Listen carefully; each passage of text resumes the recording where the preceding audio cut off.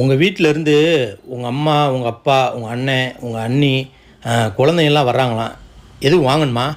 அவங்க வீட்ல இருந்து யாராவது வந்தா மட்டும் அதை வாங்கு இதை வாங்கு அதை செய் இதை செய்யணும் உயிரை வாங்குறாருல, இன்னைக்கு மாட்டினாரு. ஆமாங்க, ஒரு பக்கெட் பிரியாணி வாங்கிக்கோங்க. மட்டன் பிரியாணி. மட்டன் பிரியாணிக்கு முட்டை மட்டும் தான் தருவாங்க. 65 சேர்த்து சொன்னால் தான் நல்லாயிருக்கும். ஆடு அதுவா வந்து மாட்டுது. ஆமாங்க, 65 சொல்லிருங்க, 2 கிலோ. அப்படியே ஃபிஷ் ஃப்ரையும் சொல்லிருங்க. ஏங்க குழந்தைங்கலாம் பிரியாணி சாப்பிட மாட்டாங்க, அவங்களுக்கு சிக்கன் நூடுல்ஸ் சொல்லிடுறீங்களா?